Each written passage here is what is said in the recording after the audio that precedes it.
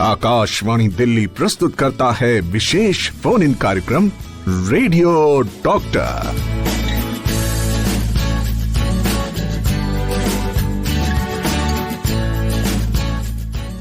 नमस्कार, radio doctor कार्यक्रम में आप सभी का हार्दिक स्वागत।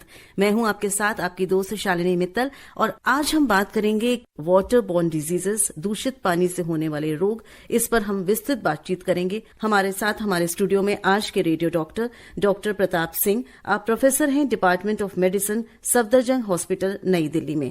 तो सबसे पहले डॉक्टर साहब का स्वागत करते हैं। डॉक्टर साहब, बहुत बहुत स्वागत है आकाशवाणी के FM के स्टूडियो में आपका। जी, बहुत बहुत धन्यवाद। तो जैसा हमने बात की, आज हम पानी से या दूषित पानी से जो रोग होते हैं अक्सर उन पर बात करेंगे और खास तौर पर गर्मियों में ये रोग बहुत बढ़ जाते हैं क्योंकि पानी का कंजम्पशन बढ़ता है, तो डिमांड बढ़ती है पानी की।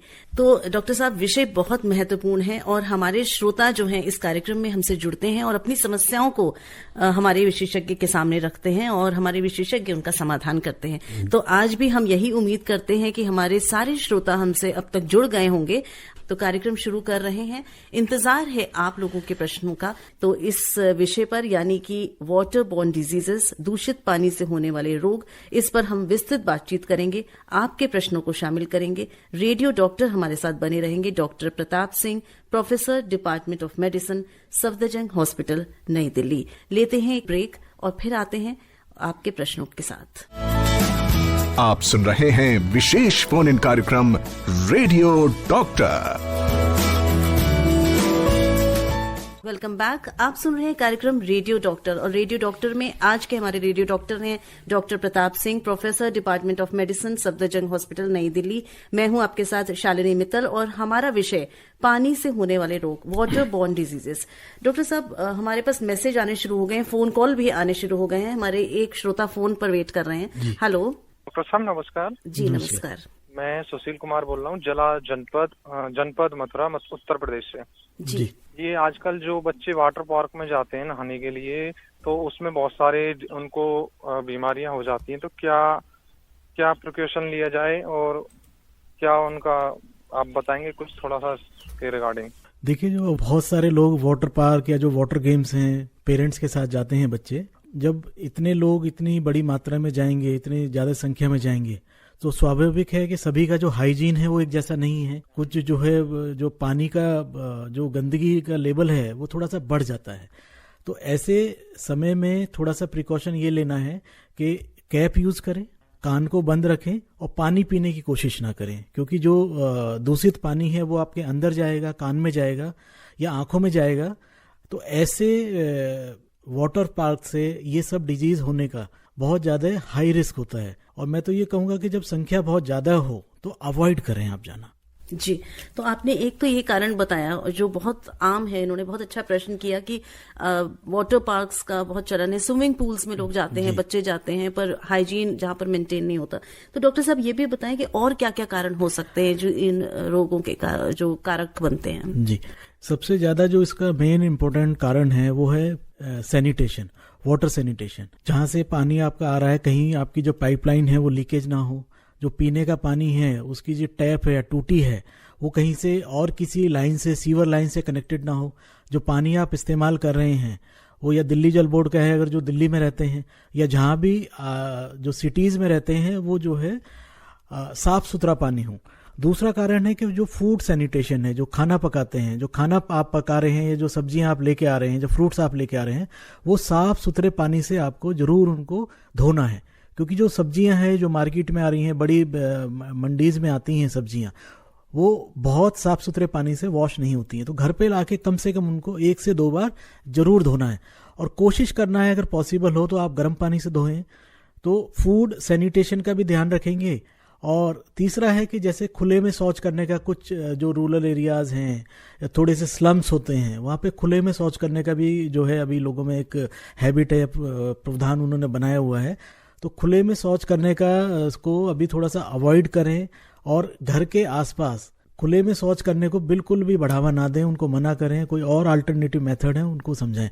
अगर इन सब चीज़ों का आप ध्यान रखेंगे तो जो वाटर बॉर्न डिजीजेज हैं इनको आप अवॉइड कर सकते हैं। जी, हमारे एक श्रोता हमें लिखकर भेज रहे हैं कि हम आरओ का पानी पीते हैं, लेकिन फिर भी टाइफाइड हमें हो जाता है, टाइफाइड भी इससे ही होता है। तो क्या कारण है कि हमें उसके बाद भी होता है, जबकि हम उनके हिसाब से हम सही पानी पी रहे हैं?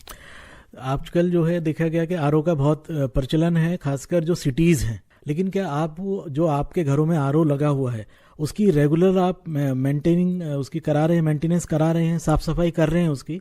अगर फिर भी आपको लगता है कि टाइफाइड हो रहा है, वो जांच में बार बार आ रहा है, तो उसमें दो कंडीशन होती हैं। अगर मरीज को बुखार है, पेट में दर्द है, तो जो एक्यूट टाइफाइड फीवर है एक तो उसे, दूसरा है कि कैरियर हो सकते हैं टाइफाइड के। जो कैरियर हैं उनको भी जो है दवा देने का प्रावधान है। तो मैं आपको यही सलाह दूंगा कि सबसे पहले अपने आरओ की जांच करवाइए। अगर आरओ आपका बिल्कुल ठीक है, उसकी जो मेंटेनेंस है, उसका जो फिल्टर है वो ठीक है, तो बड़े अस्पताल में या डिस्पेंसरी में जाके उनकी जांच कराएगी कहीं वो कैरियर की कैटेगरी में तो नहीं है। आजकल गर्मियों में तरह तरह की बंद बोतलों में पानी मिलता है, और हम उसे पानी को कैसे चेक करें कि वो पीने योग्य है कि नहीं? ये मैं मैसेज पढ़ रही हूँ, हमारे श्रोता ने भेजा हुआ है। पेट में इन्फेक्शन हो, लूज मोशन हो, तो क्या पानी उबाल कर ठंडा करके पीना चाहिए? ऐसी स्थिति में हमें क्या क्या उपाय करने चाहिए? किस तरह का पानी इस्तेमाल करना चाहिए? ये लिखकर भेजा है और नमस्कार भेजा है डॉक्टर साहब आपको भी। मनोहर लाल गांधी जी ने चाणक्य चौक गाजियाबाद से, ये उनका प्रश्न है। जी गांधी जी, बहुत अच्छा सवाल आपने पूछा है। खासकर गर्मी के सीजन में बहुत जगह, बहुत सारे जितनी मार्केट्स हैं, चौराहे हैं, वहाँ पे बहुत सारे पानी जो है बंद बोतल में या कभी कभी जो पिन्नी की थैलियाँ हैं उसमें ये बिकता रहता है। लेकिन कोशिश करें कि जो ISI मार्क पानी है, जो सरकार ने जिसको गुणवत्ता परख के पानी को अलाउ किया है मार्केट में आने के लिए, उसी पानी को आप इस्तेमाल करें, ठीक है? और अगर पानी की बोतल एक बार खुल गई है तो कोशिश करें उसे जल्दी से जल्दी खत्म करें। उसको रीयूज जो है कम से कम 4-6 घंटे में उसको खत्म कर दीजिए बोतल को। उसको रीयूज ज्यादा नहीं करना है, ठीक है जी? मतलब अगर खोल दी है बोतल तो आपका, चाहे वो मिनरल वाटर ही है जो बाजार में मिलती है जी, उसे जल्दी खत्म करना चाहिए। हाँ, मिनरल जो वाटर है उसको जितना 4 घंटे में 8 घंटे में उसको खत्म कर दीजिए, क्योंकि जितना जो है वो वेट हो का आप करोगे उसमें इन्फेक्शन होने के, स्प्रेड होने के चांसेस बहुत ज्यादा होते हैं। जी जी। ये भी बताएं डॉक्टर साहब कि ये जो बीमारियां होती हैं, जो हम पानी से होने वाली बीमारियां आमतौर पर आपने बताएं, कौन कौन सी होती हैं? कैसे पहचानें कि इस तरह की कोई बीमारी हो रही है हमें? जो सबसे कॉमन जो इसमें सिम्टम्स हैं या लक्षण हैं, कुछ भी खाने के या पीने के 4 से 6 घंटे में जो मरीज है उसको दस्त, जिसे हम कहते हैं लूज स्टूल, तो सडनली जो है मरीज को लूज स्टूल होंगे, दस्त। फीवर शुरुआती फेज में नहीं आता है। फीवर जो है अगर वो सुपर एडेड इन्फेक्शन हो जाए तो उसमें फीवर आ सकता है, लेकिन शुरुआती फेज में उसको बहुत ज्यादा दस्त आएंगे, पानीदार दस्त आएंगे, और इतना सीवियर उसका पानी निकल जाएगा कि उसकी वजह से उसको बहुत कमजोरी होगी, पेट में दर्द हो सकता है, ठीक है? तो यही मेन जो लक्षण है उसके दस्त के लक्षण है इसमें। तो ये जो बाकी बीमारियां हैं इनमें भी यही लक्षण होते हैं, सारी जितनी पानी से होने वाली बीमारियां हैं? और जैसे हेपेटाइटिस है, हेपेटाइटिस में जो है जो दस्त है, दस्त के साथ जो है पीलिया हो सकता है, लेकिन पीलिया को डेवलप होने में कुछ समय लगेगा, 3 दिन 4 दिन सकते हैं, ठीक है? लेकिन बाकी जो बीमारियां उनका जो मेन सिम्टम्स है वो वॉमिटिंग और लूज स्टूल्स है। जी, तो आपने सुना, खास तौर पर अगर ये लक्षण आपको दिख रहे हैं तो जरूर हमें डॉक्टर को की एडवाइस लेनी चाहिए। हम डॉक्टर साहब से ये भी जानेंगे कि कब हम डॉक्टर के पास जाएं, कब जरूरी होता है डॉक्टर के पास जाना, क्या कोई घरेलू उपाय भी किए जा सकते हैं, ये सब बातें हम करेंगे। श्रोताओं को भी हम कहना चाहेंगे कि आपके भी कोई प्रश्न है इस विषय पर, वाटर बॉर्न डिजीजेस पर, तो आप हमें फोन कर सकते हैं 23421080, 23421082 पर। व्हाट्सएप नंबर है 9868107070। आप सुन रहे हैं विशेष फोन इन कार्यक्रम रेडियो डॉक्टर। रेडियो डॉक्टर में हैं आप, और आज विशेष जो हमारा कार्यक्रम है वाटर बॉर्न डिजीजेस पर है। कौन सी ऐसी बीमारियां हैं जो दूषित पानी को अगर हम लेते हैं तो होती है, और गर्मियों में खासतौर पर पानी की बहुत आवश्यकता होती है। क्यों हो जाते हैं रोग, ये डॉक्टर साहब ने बताया, लक्षण भी बताए। डॉक्टर साहब, आपने लक्षण जो बताए काफी मिलते जुलते से हैं कि लूज मोशन हो गया, पेट में दर्द हो गया, तो किस तरह से डॉक्टर के पास जब हमारे जो श्रोता है, कोई पेशेंट है, वो पहुंचता है, तो किस तरह से डायग्नोसिस किया जाता है कि कौन सी एक्चुअली बीमारी है इसमें?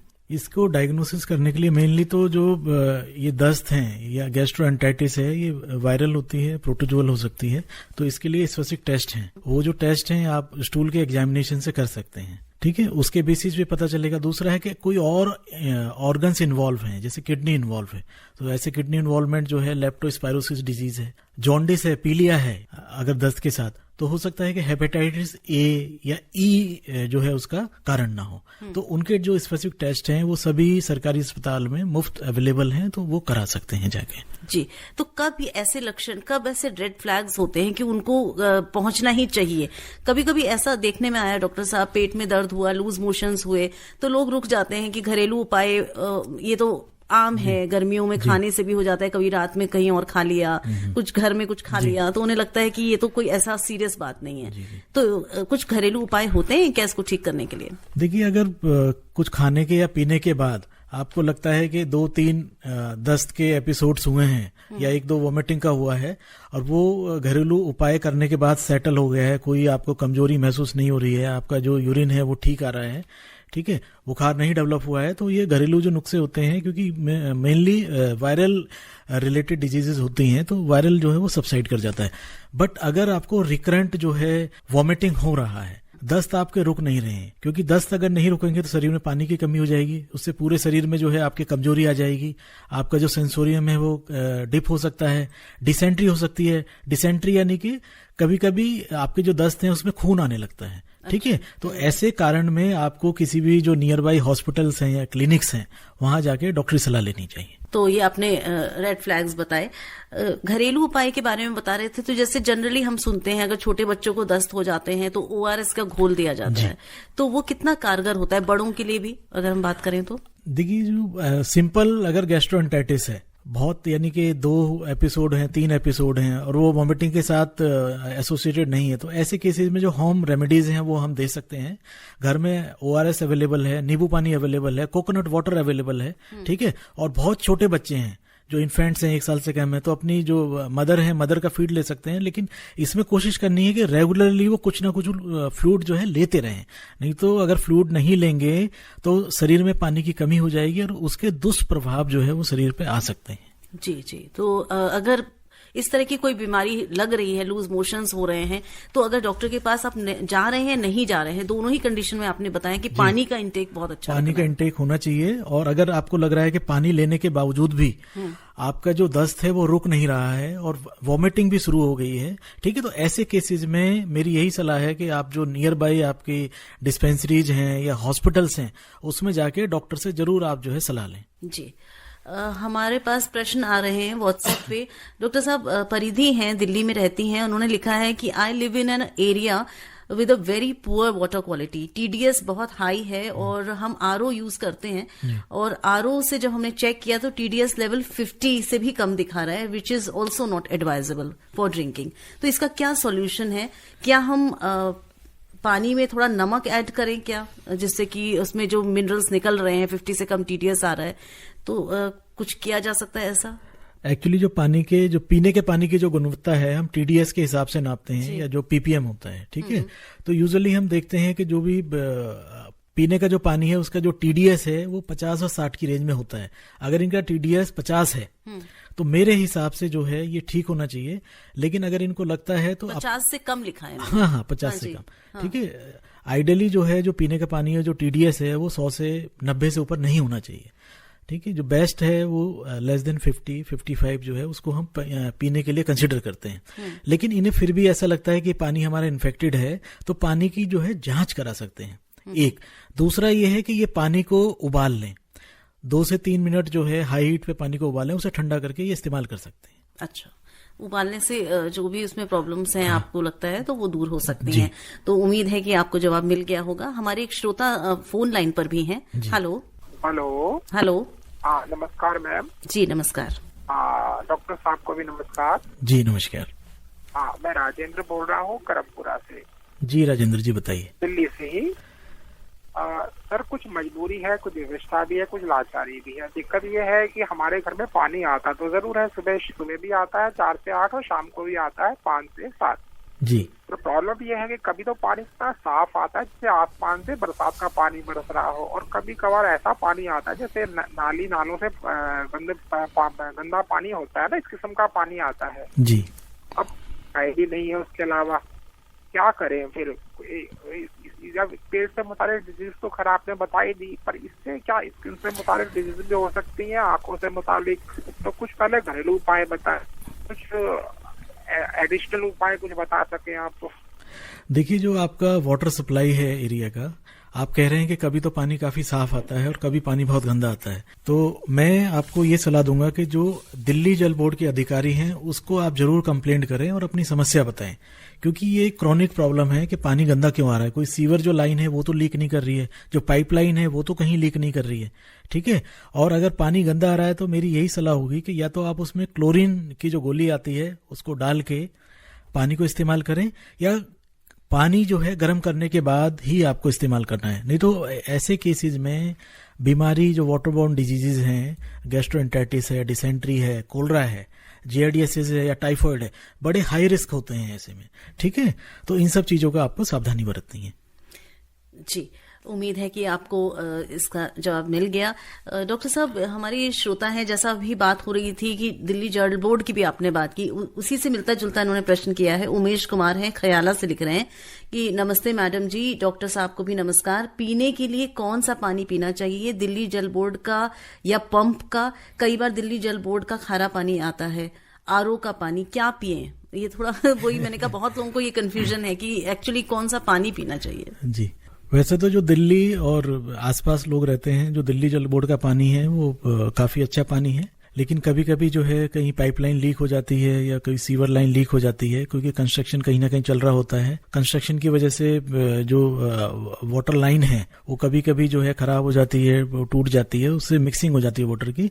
आपको जब भी लगे कि आपका पानी साफ नहीं आ रहा है तो सबसे पहले आपको जो उस एरिया के अधिकारी होते हैं उनको इन्फॉर्म जरूर करना है आपको, क्योंकि ये एक दिन की समस्या नहीं है। एक दिन आप पानी उबाल के पी लेंगे या क्लोरीन रिलेटेड जो है पानी को स्विच कर लेंगे, क्योंकि हमेशा के लिए सबसे अच्छा है कि अधिकारी को इसमें इन्वॉल्व करें, उनको बताएं कि पानी का जो है ये क्वालिटी है, हमें ठीक नहीं लग रहा है।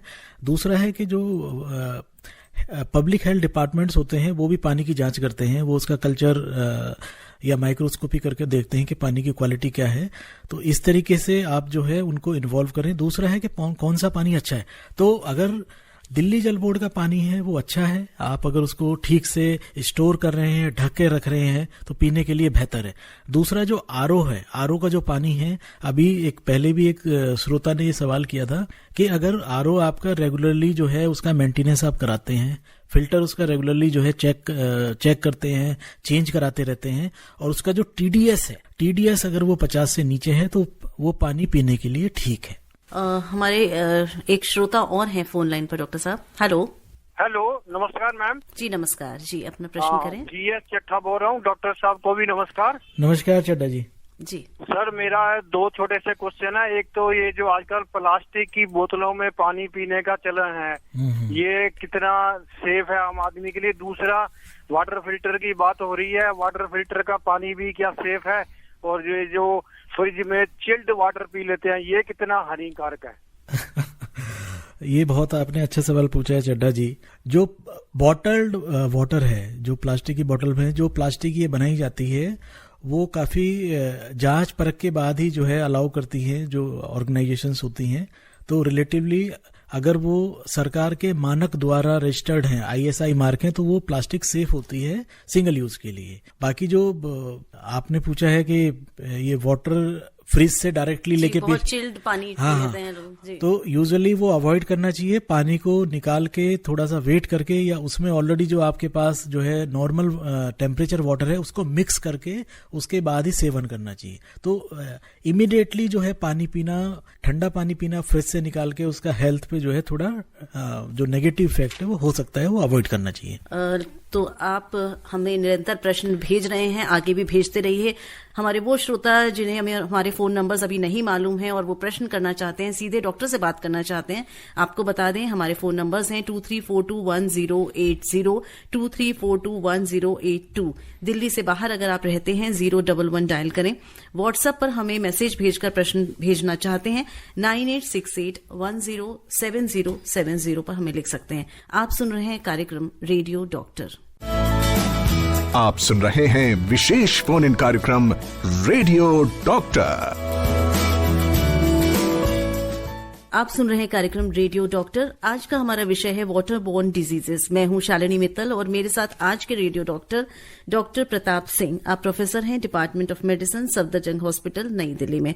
और पानी से होने वाली जो बीमारियां होती हैं आमतौर पर वो कौन कौन सी होती हैं, ये हमने काफी आज बात की। आधा समय निकल चुका है। आप फटाफट हमें प्रश्न करिए मैसेज के माध्यम से, फोन के माध्यम से, और डॉक्टर साहब जवाब देंगे, आपकी समस्याओं का समाधान करेंगे। डॉक्टर साहब, हमें लिखकर भेजा है सुशील जी ने कि फ्रिज के, वैसे आपने ये लिया था अभी, फ्रिज के पानी पीने से गला खराब होता है, मेरे गले में बलगम बनने लगा है। तो इन्हें समस्या तो पता है और ये इसके आगे इन्होंने कुछ लिखा नहीं है, लेकिन ये लगता है आपके मुंह से सुनना चाहते हैं कि ऐसा क्यों है। फ्रिज का जो ठंडा पानी है वो डायरेक्टली नहीं पीना चाहिए, अवॉइड करना चाहिए, क्योंकि इससे जो है जो वायरल इन्फेक्शन है URI है उसके रिस्क काफी ज्यादा होती है। लेकिन जो बलगम बन रही है उसका मतलब ये है कि आपको सुपरएडेड जो है दूसरा कोई इन्फेक्शन भी हो गया है। तो मैं आपको ये सलाह दूंगा कि अगर बलगम ज्यादा आ रही है तो आप किसी नियर बाय जो डिस्पेंसरी है हॉस्पिटल में एक बार एडवाइस ले लें। हो सकता है कि उसमें एंटीबायोटिक वगैरह देने की जरूरत ना पड़े, ठीक है। बट सलाह मेरी यही है कि फ्रिज का डायरेक्ट ठंडा पानी ना पिए। जो नॉर्मल टेम्परेचर है वाटर जो अवेलेबल होता है उसके साथ मिक्स करके आप इस्तेमाल करें। कई बार डॉक्टर साहब ये भी देखने में आता है कि इतनी गर्मी है, लोग बाहर से अंदर आए और फौरन, क्योंकि बहुत गर्मी लग रही होती है तो एक वेट नहीं कर पाते, पेशेंस नहीं होती है, फटाफट फ्रिज खोला और ठंडा पानी निकाला। तो ये कितना हार्मफुल होता है? नहीं, डेफिनेटली जो है ये हार्मफुल तो है, क्योंकि हमें जो है जो अपना बिहेवियर है या हैबिट्स है उसको थोड़ा सा तो बदलाव उसमें लाना पड़ेगा, क्योंकि अल्टीमेटली ये बॉडी हमारी ही है। अगर हम ही उसका ध्यान ना रखेंगे तो उसका जो है दुष्प्रभाव होगा, ठीक है। थोड़ा पेशेंस रखिए अपने जो है जो इमीडिएटली, जैसे आप जो है जैसे आजकल जो है टेम्परेचर काफी ज्यादा है, जब घर में आते हैं तो थोड़ा सा बॉडी को अडेप्ट होने दीजिए। जो घर के जो अंदर टेम्परेचर है वो कम होता है, ठीक है। और एकदम ठंडे पानी का इस्तेमाल नहीं करना है, आप जो है उसको मिक्स करके और जब उस पानी को इस्तेमाल कीजिए वो आपकी सेहत के लिए भी, आपकी बॉडी के लिए भी बेहतर है। जी, हमारे एक श्रोता फोन लाइन पर हैं, आइए इनसे बात करते हैं, इनकी समस्या सुनते हैं। हेलो हेलो जी, मेरा नाम नाजरीन है जी, अपना प्रश्न करें जी। जैसे ये टंकी में पानी आता है सुबह शाम, तो कभी कभी गंदा पानी भी आता है, तो फिर भी अगर उसे पी लें तो कुछ दिक्कत तो नहीं है? देखिए, हम पहले भी जो है नजरीन जी इसकी बात कर चुके हैं। अगर आपको लग रहा है कि पानी गंदा है, ठीक है, तो सबसे पहले आपको जो उस एरिया के अधिकारी होते हैं जल बोर्ड से रिलेटेड, उनको इन्फॉर्म जरूर करें कि हमारे एरिया का जो पानी है वो गंदा है, ठीक है। तो वो उसकी जांच करेंगे या जो कुछ और टेक्निकल कोई प्रॉब्लम है उसको सॉल्व करेंगे।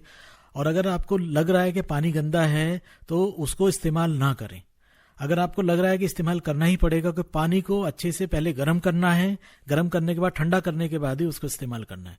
नहीं तो बहुत ज्यादा ऐसे गंदे पानी के इस्तेमाल करने से चांसेस हैं कि वाटर बोर्न डिजीज है या गैस्ट्रोएंटेराइटिस है, वोमिटिंग है, ये होने के काफी ज्यादा चांसेस होते हैं। हम खासतौर पर आज ये कार्यक्रम इसीलिए कर रहे हैं कि जैसे आपको इस बात की अवेयरनेस हो कि अगर आपको जरा सा भी लगता है कि आपका जो पानी आप कंज्यूम कर रहे हैं वो सही नहीं है, उसकी क्वालिटी सही नहीं है, तो कृपया उसको चेक कराएं या कंप्लेन करें, जैसे डॉक्टर साहब ने बोला है। और अगर बहुत ऐसा लगता है तो आप उबाल लें उसको और फिर ठंडा करके पिएं। जी डॉक्टर साहब, एक हमें ये प्रश्न व्हाट्सएप के माध्यम से मिला है। संजीव कुमार हमें लिख रहे हैं, वाल्मीकि मंदिर विलेज, खुखानी, तहसील इंद्री, डिस्ट्रिक्ट करनाल, हरियाणा से। इन्होंने पूरा एड्रेस हमें लिखकर भेजा है डॉक्टर साहब।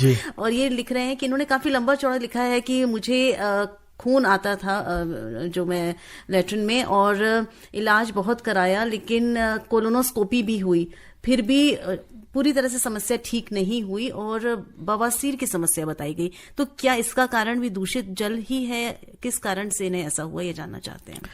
देखिए, जो वाटर बोर्न डिजीज है उससे डिसेंट्री तो होता है। डिसेंट्री में क्या है कि जब स्टूल पास होता है या आप लेटरिन के लिए जाते हैं, लेकिन वो दवाइयों के ट्रीटमेंट के साथ हफ्ता में 10 दिन में ठीक हो जाता है। अगर उसके बाद भी जो है आपको लैट्रिन में खून आ रहा है तो हॉस्पिटल में जाके जांच कराइए।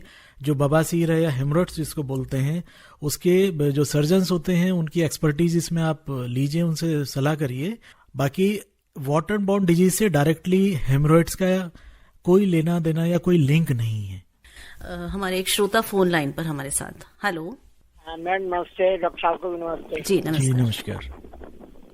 सर मैं रामचंद्र बोल रहा हूँ गाजीपुर से। हम समरसीवर का पानी पीते हैं, वो 120 या 33 पे है जी। तो उसको हम ऐसे डायरेक्ट पीते हैं तो नुकसान तो नहीं जाए सर? देखिए, आप डायरेक्टली समरसीबल से पानी ले रहे हैं तो मेरी यही सलाह है कि उस पानी की जांच आप जरूर कराइए, क्योंकि वो किसी जो अधिकृत जल बोर्ड है उस एरिया का, जो म्युनिसिपैलिटीज हैं, ठीक है, उनके द्वारा जो सप्लाई किया जाता है वाटर वो ट्रीटेड वाटर होता है। लेकिन जो समरसीबल का जो पानी है उसमें जो मिनरल्स हैं, ठीक है, वो एडुकेट हैं, कुछ मिनरल्स कम होते हैं, कभी ज्यादा होते हैं, और ये बॉडी पे जो है हार्मफुल इफेक्ट डालते हैं। तो इसकी जांच जरूर कराइए, क्योंकि पानी तो रोज पीना है, कई बार पीना है, और लॉन्ग टर्म में जो है इसके साइड इफेक्ट भी हो सकते हैं। तो जो समरसीबल का पानी है उसकी जांच जरूर कराइए, ठीक है। पब्लिक हेल्थ डिपार्टमेंट्स होते हैं हर एरिया में, या म्युनिसिपल जो कॉर्पोरेशन हो गया आपके लोकल एरिया में, उनसे जाके बात कीजिए, ठीक है।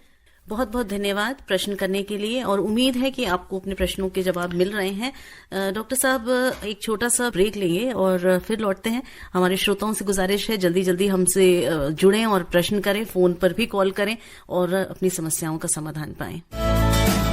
आप सुन रहे हैं विशेष फोन इन कार्यक्रम रेडियो डॉक्टर। आप सुन रहे हैं कार्यक्रम रेडियो डॉक्टर। डॉक्टर साहब, हमारे श्रोता हमें मैसेज करके पूछ रहे हैं, यशपाल जी हैं, द्वारका में रहते हैं, और लिख रहे हैं मिट्टी के घड़े का पानी कितना अच्छा और सेफ रहता है। और साथ ही एक और ऐसे ही मिलता जुलता प्रश्न आया है, उन्होंने पूछा है कि तांबे के बर्तन में पानी रखकर पीने से कितना लाभ होता है और कितने समय तक इसको रखना ठीक रहता है। लिखने वाले हैं प्रेमपाल सिंह, दिल्ली से। मैं ये कहना चाहूंगा कि जो घड़े का इस्तेमाल है, खासकर हमारे जो रूरल एरियाज हैं, काफी ज्यादा तौर पे होता है, क्योंकि वहाँ वाटर स्टोरेज की प्रॉब्लम होती है। और जो घड़े की तासीर है, वो तासीर ऐसी है कि वो पानी को थोड़ा सा ठंडा भी रखता है। तो मेरी यही सलाह है कि जो घड़े में पानी आप डाल रहे हो, पानी साफ सुथरा हो, और घड़े का जो पानी है, घड़ा पानी डालने से पहले उसको अच्छी तरह से साफ कर लें, वॉश कर लें, ठीक है। और फ्रिक्वेंट जो है पानी को बदलते रहें, बहुत लंबे समय तक ना रखें, और कोशिश करें कि 24 घंटे में पानी जो है एक बार जरूर बदल जाए, ठीक है। जहां तांबे के बर्तन की बात है, तो तांबे का जो बर्तन में आप पानी रख रहे हैं, यूजुअली जो है इसका कोई साइंटिफिक ऐसा कोई प्रमाण तो नहीं है, बट जब भी आप तांबे के बर्तन को इस्तेमाल करें, अच्छी तरह से उसको साफ करना है, और जो पानी आप डाल रहे हैं वो भी साफ सुथरा हो। जी डॉक्टर साहब, एक और हमारे श्रोता फोन लाइन पर हैं। हेलो। हेलो जी, आप हैं रेडियो डॉक्टर में, अपना नाम बताकर प्रश्न करें डॉक्टर साहब से। मेरा नाम रविंद्रनाथ मिश्रा है। Good afternoon doctor ma'am. Good afternoon doctor sir. Good afternoon Ravindra ji. Doctor साहब, मेरा ये सवाल है कि मैं दिल्ली में रहता हूँ, जो कि अपने आप जो कॉर्पोरेशन जो आजकल पानी दे रहे हैं, पानी मिल जाना ही हम लोगों के लिए एक बड़ी अचीवमेंट होती है। उसके बाद सेकेंडरी हम लोग साफ पानी का एक्सपेक्टेशन रेगुलर 365 दिन करें, ये पॉसिबल नहीं है जी। तो ऐसे में एज ए सब्सक्राइबर कस्टमर हमारी मजबूरी होती है कि उस पानी को हमें फिल्टर करके ही पीना होता है, क्योंकि हमें पता नहीं कब वो कंटामिनेटेड वाटर आ जाए।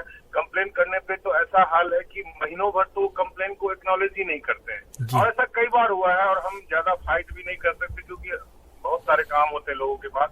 तो मुझे मेरा क्वेश्चन ये है डॉक्टर साहब कि कुछ ऐसा सप्लीमेंट्री हम वाटर में मिला सकते हैं, क्योंकि जब हम वाटर को आरओ के थ्रू से उसको निकालते हैं तो इम्पोर्टेंट मिनरल निकल जाता है, पानी का टीडीएस लेवल भी कम हो जाता है। तो हमारी मजबूरी है, क्योंकि हमें इतना पता है कि जब तक ये नहीं करेंगे तो पानी हमें साफ नहीं मिलेगा। उसमें कुछ सप्लीमेंट्री मिला के उस चीज को कमी को पूरी कर सकते हैं, क्योंकि उससे गैस्ट्रिक का प्रॉब्लम बढ़ जाता है अगर आरओ का पानी रेगुलर यूज करें तो। ऐसा मैंने देखा है जी। देखिए, जो आप कह रहे हैं कि पानी मिलना या पानी की शॉर्टेज है, इसमें कहीं हद तक थोड़ी बहुत सच्चाई भी है, क्योंकि लेकिन जो पानी गंदा आता है उसके लिए आपको निरंतर रेगुलरली जो है जो म्युनिसिपल कॉर्पोरेशंस हैं उनको अपडेट जरूर करना है, ताकि वो सतर्क रहें। मे बी के कुछ दिनों में या एक आध हफ्ते में वो जरूर संज्ञान लेते हैं और उसको रिपेयर करने की कोशिश करेंगे।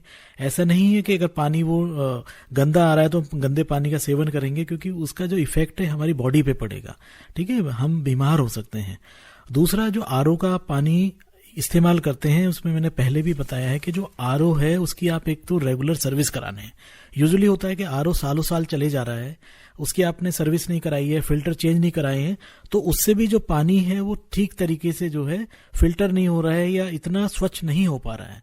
ठीक है, और कोशिश करें कि जब आप आरओ को पानी को सर्विस कराते हैं कि जो उसका टीडीएस है वो 50 के आसपास रहे। 50 के आसपास जो है वो जो टीडीएस वो जो मैकेनिक होते हैं उनके पास वो होता है, वो कैसे उसको सेट करेंगे। और ऐसे जो 50-60 वाले जो टीडीएस वाले होते हैं उनमें एडिक्वेट मिनरल्स या वो सब चीजें होती हैं। बाकी इन मिनरल्स की जैसे बहुत ज्यादा कम हो जाए, टीडीएस लेस देन 20 हो जाए, ठीक है, तो जो अपना खान पीन है, बाकी जो फ्रूट्स हैं, सीजनल फ्रूट्स हैं, ठीक है, नींबू पानी है या दही की लस्सी है, वो सब चीजें लेते रहे, उनसे इनकी पूर्ति हो जाएगी। बाकी ऐसे पानी में कुछ अलग से मिला के उसको कंज्यूम करेंगे, इस तरीके का कोई मेरी सलाह नहीं है। डॉक्टर साहब, हमें मैसेज आया है ऐशानी का दिल्ली से, और वो लिखती हैं कि मैं स्विमिंग रेगुलरली जाती हूँ and sometimes I and up drinking chlorine water of the pool. तो क्या मैं कोई प्रोएक्टिव मेजर्स ले सकती हूँ या मेडिसिन ले सकती हूँ जिससे इन्फेक्शंस ना हो? नहीं, अगर आप रेगुलरली जो है पूल जा रही हैं, स्विमिंग के लिए जा रहे हैं, तो पूरा जो अटायर है स्विमिंग का, एक कैप रखना है आपको, अपना जो है जो ईयर्स हैं उनको क्लोज रखना है, और ड्यूरिंग स्विमिंग जो है आपको पानी पीना नहीं है, पानी नहीं जाना चाहिए, क्योंकि स्विमिंग पूल का जो वाटर होता है उसमें क्लोरीन की मात्रा थोड़ी हायर साइड होती है। ठीक है, अगर एक्सीडेंटली वो क्लोरीन रिलेटेड जो वाटर है वो चला भी जाता है तो उसके लिए जो है आप एडिक्वेट हाइड्रेशन अपना मेंटेन करें, और पूल से निकलने के बाद अपनी बॉडी की सफाई जो है, जो नॉर्मल वाटर है, ठीक है, जैसे उसके बाद आप जरूर वहां पे नहाएं या अपने जो शरीर है उसको साफ करें। ठीक है, अगर आपने एक्सीडेंटली पानी पी लिया है तो हाइड्रेशन अपना नॉर्मल जो ड्रिंकेबल वाटर है उससे रखिए, उसी से ठीक हो जाएगा। लेकिन इस प्रैक्टिस को डेली तौर पे या आम तौर पे ना अपनाएं। डॉक्टर साहब, बहुत सारी हम जब गर्मियां आती हैं तो देखते हैं कि खुली बर्फ बिकती है जिससे ठंडा किया जाता है पानी, या फिर बाहर आइसक्रीम है या गन्ने का जूस है, या बहुत सारी चीजें ऐसे बिकने लगती हैं।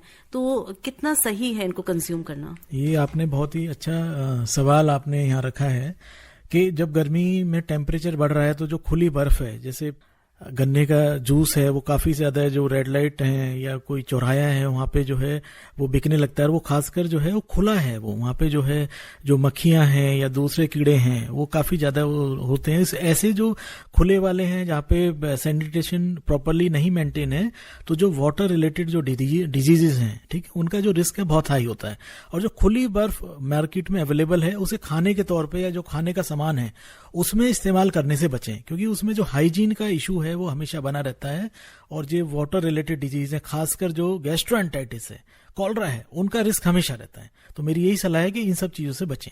डॉक्टर साहब, जब हम पानी से संबंधित बीमारियों की बात करते हैं तो वेक्टर बॉर्न डिजीजेस भी होती हैं, जैसे आज वाटर बॉर्न पे हम बात कर रहे हैं, हम कार्यक्रम उस पर भी करते रहते हैं। कितना फर्क है दोनों में, जैसे वेक्टर बॉर्न डिजीजेस हैं और वाटर बॉर्न डिजीजेस हैं? ठीक है, जैसे मलेरिया है, डेंगू है, चिकनगुनिया है, तो ये वेक्टर बॉर्न डिजीजेज हैं। तो ये they are not water borne diseases, they are water related है। ठीक है, जो ठहरे हुए पानी होता है उसमें जो मॉस्किटो हैं वो ग्रो करते हैं, फिर ये मॉस्किटो जो है किसी इन्फेक्टेड आदमी को काटते हैं और वहां से जो है ये बीमारी को स्प्रेड करते हैं। तो डायरेक्टली वो वाटर बॉर्न तो नहीं है, ठीक है, वाटर रिलेटेड डिजीज है, लेकिन कहीं ना कहीं जो पानी है इनमें कॉमन सोर्स है। तो हमें जो है ऐसे केसेस में पानी कहीं भी इकट्ठा नहीं होने देना चाहिए। जो घर में कूलर है या कोई पुराने सामान टूटा फूटा है जिसमें पानी इकट्ठा हो जाता है, उनकी साफ सफाई रखेंगे तो इन सब चीजों से भी हम बच सकते हैं। और जब इस तरह की बीमारियां होती हैं जो वाटर बॉर्न होती हैं, तब जब आप दवाइयां ले रहे हैं, स्ट्रिक्ट कोई डाइट होती है क्या उस समय जो फॉलो करनी चाहिए? अगर आप दवाइयां ले रहे हैं तो ऐसे केसेस में इसका मतलब कि आप किसी डॉक्टर के या हॉस्पिटल के सुपरविजन में हैं, तो जो डॉक्टर हैं या उनका जो डिपार्टमेंट है अपने स्पेसिफिक हिसाब से ही आपको डाइट एडवाइज करता है। बट मेरा यही सजेशन है कि जो तरल पदार्थ हैं उनकी जो कंजम्पशन है उसको एडुकेट रखें, पानी का जो इंटेक है उसको प्रॉपर जो है रेगुलरली लेते रहें, उसी से जो है आपको फायदा मिलेगा। कोई हार्ड फूड जो है इनिशियल फेज में अवॉइड करना चाहिए। डॉक्टर साहब, समय बहुत कम है, ये भी बताइए कि जब ये बीमारियां होती हैं, वाटर बॉर्न डिजीजेस होती हैं, तो हमारे शरीर के कौन से अंग इन्वॉल्व हो जाते हैं इसमें? जी, जब वाटर बॉर्न डिजीज होती हैं, गैस्ट्रोएंटाइटिस है, बहुत वॉमिटिंग है, इसका मतलब जो हमारा गैस्ट्रोइंटेस्टाइनल सिस्टम है, ठीक है, वो सबसे कॉमनली अफेक्ट होता है। उसके बाद लीवर भी अफेक्ट हो सकता है, किडनी भी इफेक्ट हो सकती हैं। और अगर ये इंट्रैक्टेबल है, इंट्रैक्टेबल मीन्स कि पेशेंट को जो है रिकरेंट डायरिया हुए जा रहा है, वॉमिटिंग हुए जा रहा है, तो शरीर से जो हमारे मिनरल्स हैं, सोडियम वगैरह हैं, वो भी निकल जाते हैं। उसकी वजह से हमारा जो स्लोनेस आ जाती है, बॉडी बहुत वीक हो जाती है, और कभी कभी जो है इसका इफेक्ट ब्रेन पे भी आ सकता है। तो ये ऑर्गन मेनली हैं जो इन्वॉल्व होते हैं, खासकर वाटर बॉर्न डिजीजेज में। जी, और अब हम जैसा अभी हमारे श्रोता जुड़े थे, वो भी हमारे कार्यक्रम से शायद जुड़े रहेंगे, मुझे ऐसी उम्मीद है। तो हमें ये जरूर बताएं कि ये जो बीमारियां हैं इनका प्रिवेंशन क्या है। वैसे हम बात कर चुके हैं, लेकिन इस बात को जरूर दोहराना चाहेंगे यहाँ पर। मेरी यही सलाह है कि जो हमारा वाटर सैनिटेशन है उसको मेंटेन रखना है, स्वच्छ पानी इस्तेमाल करना है, स्वच्छ पानी पीने के लिए, स्वच्छ पानी खाना पकाने के लिए, और स्वच्छ पानी जो वेजिटेबल्स हैं, जो फ्रूट्स हैं जो आप मार्केट से लेके आ रहे हैं, उनको वॉश करने के लिए। बाजार से कोई भी कटे हुए फल नहीं खरीदने हैं। बाजार में जो ओपनली सामान बिक रहा है, जैसे गन्ने का रस है या आइसक्रीम है, या जैसे अभी आपने बात की थी खुले हुए बर्फ की, तो जिन चीजों में खुला हुआ बर्फ इस्तेमाल करना है, मेरी यही सलाह है कि उसको आप जो है अवॉइड करें, उसको ना खाएं, उसको अवॉइड करें। नहीं तो इन जो बर्फ होती है उसमें थोड़ा हाइजीन का रिस्क होता है। एक जो चीज आज हमने देखी कि हमारे जो दिल्ली एनसीआर है उसमें गंदे पानी आने की बड़ी शिकायत थी। तो जहां भी ऐसा लगे कि पानी जो है आपका इतना साफ नहीं है, उस पानी को डायरेक्टली इस्तेमाल ना करें। उस पानी को या तो आप जो है क्लोरीन की गोली से थोड़ा सा स्वच्छ बना सकते हैं, उसमें इस्तेमाल कर सकते हैं, या फिर उस पानी को अच्छे से उबाल के ठंडा करके उसको आप स्टोर कर लीजिए। और जो स्टोर करने वाला जो बर्तन है वो भी साफ सुथरा होना चाहिए। दूसरा है कि कहीं भी, जैसे अभी थोड़ी सी बहुत ये हम देखने में आता है कि घरों में जब भी खाने की कोई चीज है उसको सिंगल टाइम इस्तेमाल कर लें। उसको जो है रिपीटेडली जो है, ये नहीं है कि इसको जैसे 4 घंटे बाद आपने उसको फल को काट लिया है फिर उसको रख दिया है आपने। कोशिश करें कि एक बार ही उसको इस्तेमाल करके उसको खत्म करें, क्योंकि गर्मी के मौसम में ये बीमारियां होने के बहुत ज्यादा चांसेस होते हैं। जी, ये प्रश्न बहुत जरूरी था डॉक्टर साहब जो आपने बोला कि क्यों होता है ऐसा कि जब गर्मियां आती हैं तो ही ये बीमारियां इतनी बढ़ जाती हैं। जी, जो इनके डिजीज कॉजिंग ऑर्गेनिज्म है, एक तो उनका जो प्रोलिफरेशन यानी जो उनकी ग्रोथ है, एक तो टेम्परेचर की वजह से बहुत फास्ट होती है। दूसरा जो उनका डिजीज कॉजिंग जो प्रोसेस है वो बड़ा फास्ट हो जाता है, उनकी ग्रोथ भी फास्ट हो रही है, ठीक है, और जो वो डिजीज कर रहे हैं वो भी फास्ट हो रहा है। और ये इफेक्ट होता है टेम्परेचर की वजह से। जैसे जैसे टेम्परेचर बढ़ेगा तो इनकी जो प्रोलिफरेशन है या ग्रोथ है वो काफी बढ़ जाती है। तो ऐसे उसमें हमको जो है बचाव सबसे ज्यादा जरूरी है। हमें बचाव रखना है, दूषित पानी इस्तेमाल नहीं करना है, खुली हुई चीजों का इस्तेमाल नहीं करना है, बासी खाना नहीं खाना है, फ्रिज का जो बहुत ठंडा पानी है वो इस्तेमाल नहीं करना है। और जो प्रिवेंशन है वो सबसे ज्यादा कामगार है to prevent these water borne diseases. जी, तो आप लोगों ने सुना, डॉक्टर ने बहुत स्पष्ट शब्दों में बताया कि किस तरह से इससे प्रिवेंट किया जा सकता है, वाटर बोर्न डिजीजेस को प्रिवेंट किया जा सकता है। आपकी गर्मियां बहुत अच्छे से निकल सकती हैं और डिजीज फ्री होकर निकल सकती हैं अगर आप इन चीजों का ध्यान रखें जो डॉक्टर साहब ने अभी बताई। तो उन सभी श्रोताओं का धन्यवाद करना चाहेंगे जो आज इस कार्यक्रम से जुड़े, चाहे उन्होंने कार्यक्रम को सुना, हमसे मैसेज के माध्यम से जुड़े, फोन के माध्यम से जुड़े, उन सभी का धन्यवाद। और इसी तरह से रेडियो डॉक्टर सुनते रहिए। प्रतिदिन आप इस कार्यक्रम को सुनते हैं दोपहर 3 बजे FM रेनबो पर। और साथ ही साथ आपको ये भी बताना चाहेंगे कि अगर आप इस कार्यक्रम से संबंधित कोई फीडबैक लिखना चाहते हैं, कोई सुझाव देना चाहते हैं, बदलाव के लिए हमें कोई सजेशन देना चाहते हैं, या किसी टॉपिक पर जानकारी चाहते हैं, तो आप हमें मेल कर सकते हैं healthairdaily@gmail.com पर। तो ये कार्यक्रम प्रतिदिन आप सुनिए, इसका लाभ लीजिए। और डॉक्टर साहब को धन्यवाद देंगे कि डॉक्टर साहब यहाँ आए और इन प्रश्नों के जवाब दिए। हमारे साथ आज के हमारे रेडियो डॉक्टर रहे doctor Pratap Singh, professor department of medicine, Safdarjung hospital, नई दिल्ली। और मैं थी आपके साथ आपकी दोस्त शालिनी मित्तल। डॉक्टर साहब बहुत बहुत धन्यवाद आने के लिए। नमस्कार। नमस्कार, थैंक यू। अभी आप आकाशवाणी दिल्ली से विशेष फोन इन कार्यक्रम रेडियो डॉक्टर सुन रहे थे। कार्यक्रम की प्रस्तुतकर्ता थी शालिनी मित्तल।